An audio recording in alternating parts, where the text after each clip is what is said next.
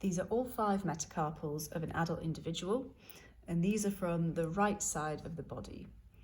So we're going to be looking at each of these in turn to see how we can differentiate each metacarpal from the other. And we'll also be looking at how to side the bones, so how we can tell that these come from the right side of the body and not the left. So to start with, we're looking at these metacarpals in anatomical position. So the dorsal surfaces are down on the table. So this is the dorsal surface of the hand. So this is flat on the table, and their palmar surfaces are facing up. So when the hand is in that position, the thumb is on the lateral side of the body, and the little finger is on the medial side.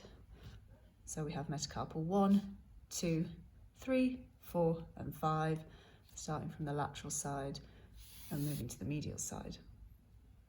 So starting with metacarpal 1, this is quite distinctive when you look at it compared to the other metacarpals, because it's a lot shorter and the shaft is quite a bit wider as well.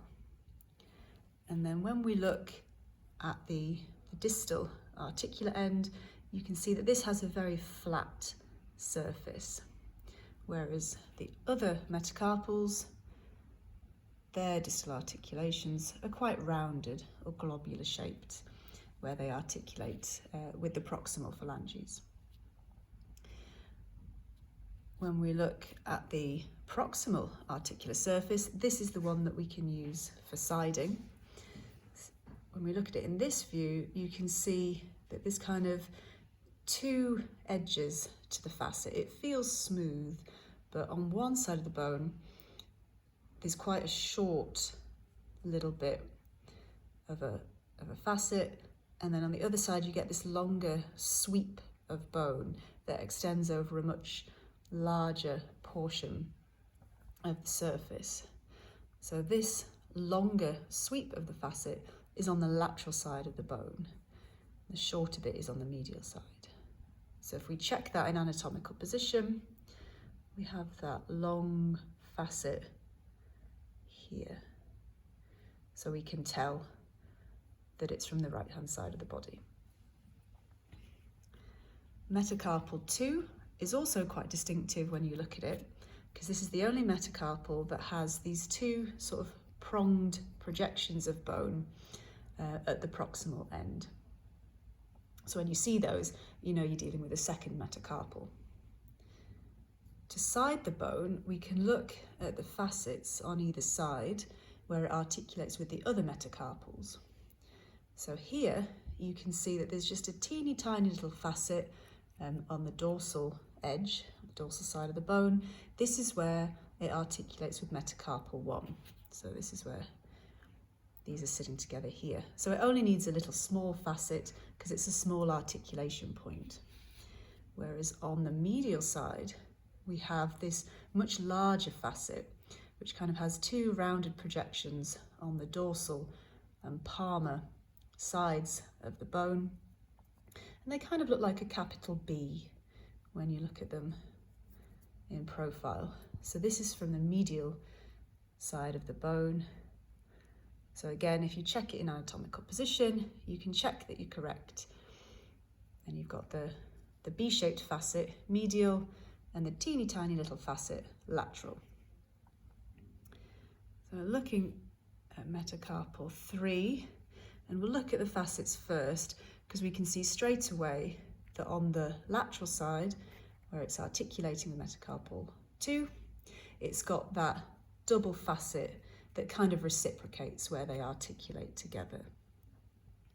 And metacarpal 3 is the only metacarpal that has a double facet on both the medial and lateral sides. So that's the medial side, the lateral side, sorry, for metacarpal 2, and that's the medial side where it articulates with metacarpal 4. So that's how you can tell it's metacarpal 3, and also it's the only metacarpal that has a styloid process. So that's this single projection of bone here at the proximal end.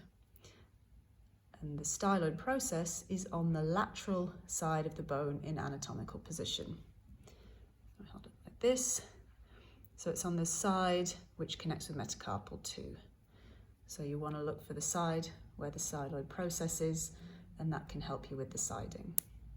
So lateral in anatomical position.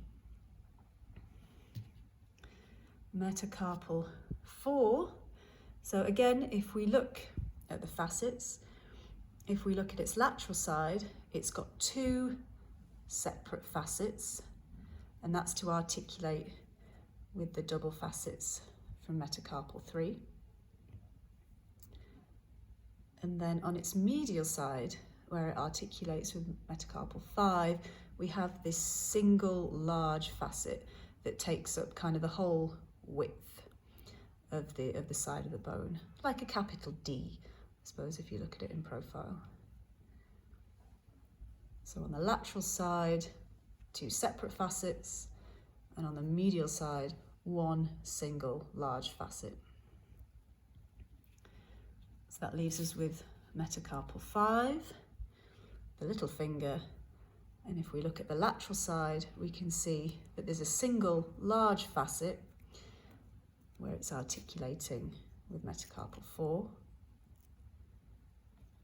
But then on the medial side, because there are no other bones for it to articulate, it's just rough cortical surface.